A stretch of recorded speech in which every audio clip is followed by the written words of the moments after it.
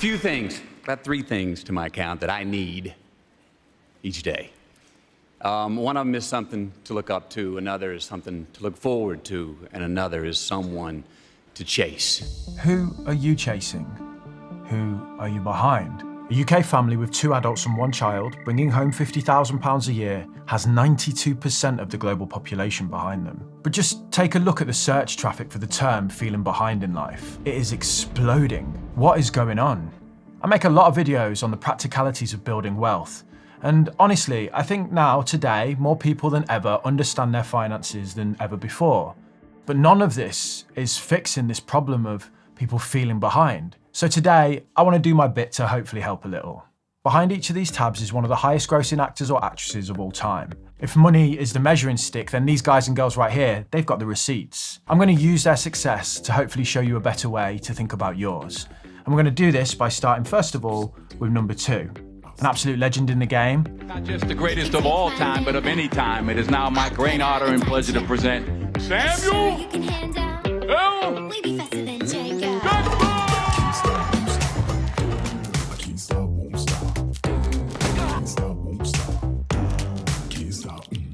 Samuel Leroy Jackson has total box office receipts of $27 billion. That is 4 times the size of Leonardo DiCaprio. Successful in shit. What makes Samuel's achievements so impressive though, is that his big break into the movies didn't come until he was 43. He was 45 when John Travolta enlightened him about the metric system. I mean, sure, he'd acted prior to this. His first IMDb credit came in 1972.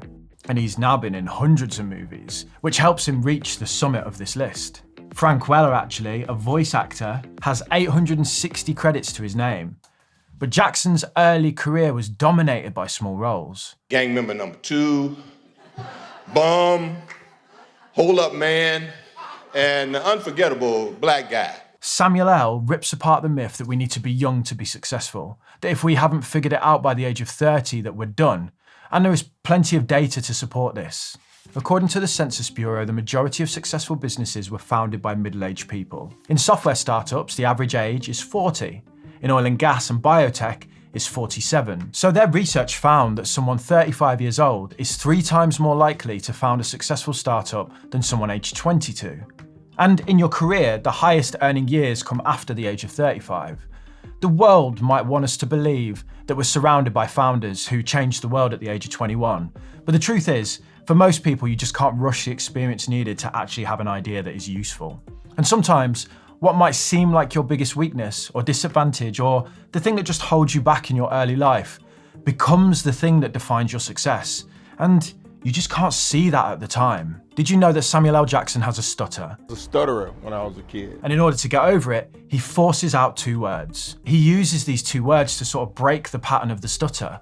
And over time, now, no one says these words better than Mr. Jackson. Mother.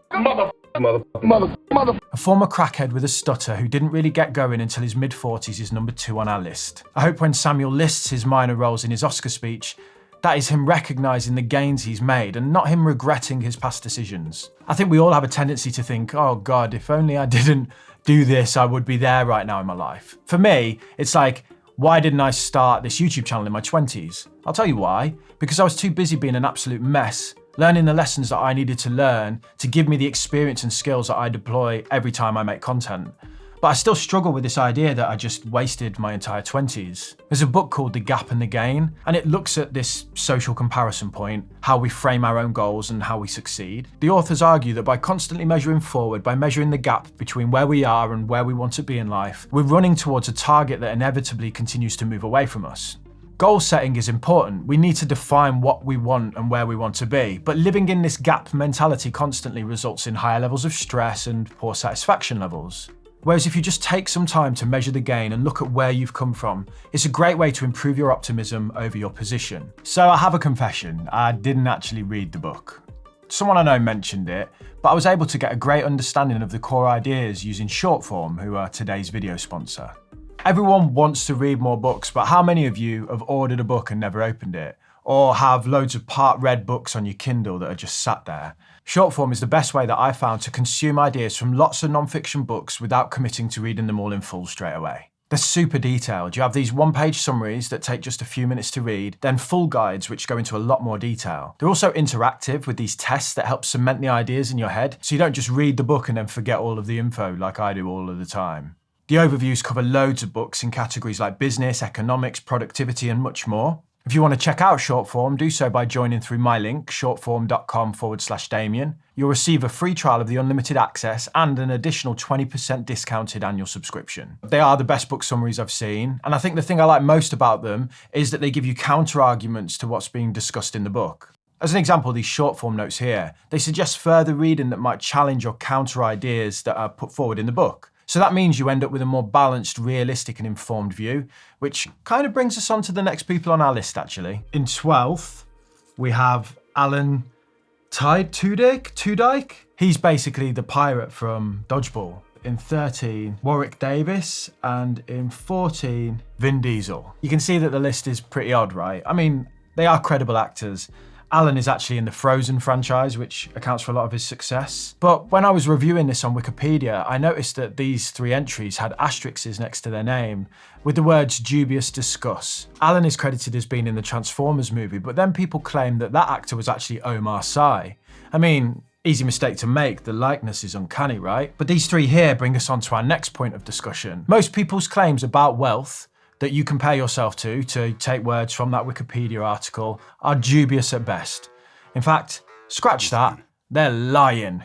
2 years ago, a Reddit post emerged on the thread Black People Comedy. I heard about it from your boy Alan. But the author of the post, highly esteemed journalist Worry About Yuho, shared screenshots of a Twitter thread that went into graphic detail around the ways in which some internet Insta hot girls pay for their endless travel and enviable lives. The Dubai Porta Potty, as it's now known, I'll let you Google that one, is an extreme example of a universal truth that what might look like a perfect life from a distance is actually full of shit.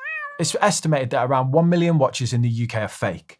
50% of those fakes are Rolexes. That means 10% of circulating Rolexes are fake in the UK. The smallest dog barks the loudest, empty vessels make the most noise, big hat, no cattle, all credit, no capital. However you want to say it, quite a lot of people chat quite a lot of rubbish about their financial positions. Just because they look well off doesn't mean that they are. 50.2% of millennials have bought something they could not afford in the last 6 months. And according to a poll of 2,000 US adults, 71% tell lies about their finances up to 4 times a month. That's 1 a week! The truth effect bias is the human tendency to assume that everyone around us is being honest unless they give us a reason to believe otherwise. But this creates an interesting situation whereby you know what's in your bank account. You know how much money you have, the absolute truth of it, if you will.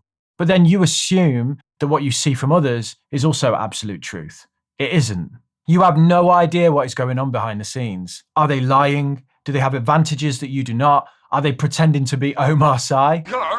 This point around unfair advantages brings us on to our next lot on the list. In number 6, we have Chris Pratt. Just below him, in number 7, we have Zoe Saldana. Scarlett Johansson. Robert Downey Jr. has got the 9th spot. Jon Favreau is at number 15. Look, I'm butchering all these names. I know I am.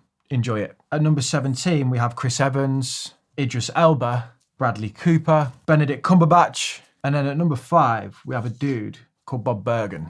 Go on, Bob. So, what do these actors share in common? What's the one thread that links them all that ensures their place on this list? I'll give you a clue. It starts with a D and it ends with, well, it never ends, that's the point. Disney. Bob Bergen is basically every Disney Pixar character ever, and Marvel, a franchise owned by Disney, is a cheat code when it comes to getting in these rankings. Sure, these actors have other credits, Jurassic Park, Avatar, the Fast and Furious franchise, but their inclusion in Disney's money-making machine gives them endless cameos and one-off appearances, and that means they can then chalk up the whole revenue of that massive movie, of that film, to their name. Even Samuel L. is on the Disney dollar train, but I wanted to make the point about his age, and I also wanted to give him a cool introduction. Vin Diesel's highest grossing ever movie is Avengers Endgame. I am Groot. Yeah. Is that fair? Does that mean that he's one of the best actors of all time? Marvel characters dominate the list here. It reminds me of this from Forbes discussing Kylie Jenner as a self-made billionaire. Self-made is just a weird word for a member of the already rich Kardashian family. I don't wish to take away from her achievements and cast shade on them. I don't want to sound bitter. But when you're comparing yourself to her and you're being told she did it all alone, that's just simply not true. Look, we all have privilege in certain ways and we all have disadvantages in others, some more than others. I want to first of all start by saying there is nothing wrong with helping your children out financially or being helped out financially for that matter. If you've received assistance from a parent or loved one in life, you should not be ashamed of that. I take great pride in the fact that financially I will give my son a leg up when the time is right. But if you're feeling behind in life, I just want you to ask yourself, have you considered that the people you're comparing yourself to may have had some extra support? In total, 170,000 first-time buyers had family assistance in getting their mortgage in 2022. That's around 46% of all mortgage first-time buyers. I say mortgage because some first-time buyers buy cash. Is I Am Groot in the top 20 best acting performances ever delivered? Or is this system for measuring success unfair? All systems are unfair. It's just a fact of life. But next time you beat yourself up about not being where others are, go, am I really aware of where that person started from? And more importantly, have I taken a second to look back at how far I've come? For the daughter of a wealthy American family to launch a beauty business that made her billions in her early 20s is pretty impressive. But also, to be born into a single-parent family in the northeast of England or inner city London, to get yourself an education, a good job, to buy a house and fund a retirement where you have options is just as impressive. I dare say if we plonked Kylie in the latter, she would struggle. This is why you need to be careful about who you're chasing. Right, have you guessed who's top of the list? First of all, let's just reveal some of the others.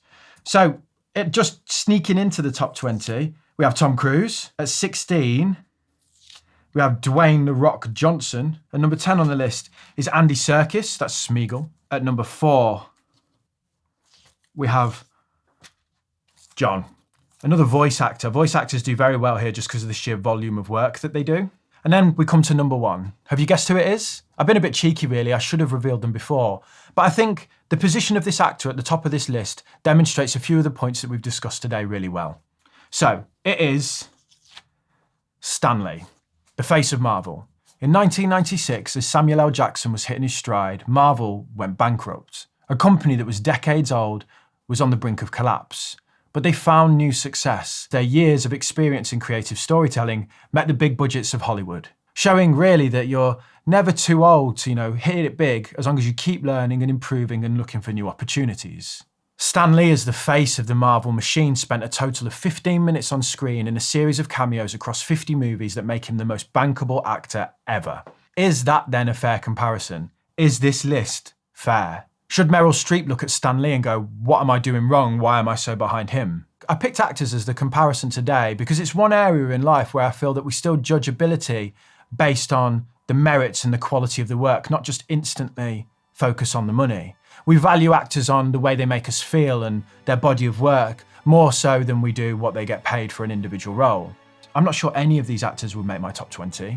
One guy who might started this whole video off. Matthew McConaughey for the longest time was behind his peers. You got him in for low-budget action movies or a rom-com with J-Lo. Some comedy, some action, adventures, some romantic comedy. Then for some reason in his late 40s, something changed.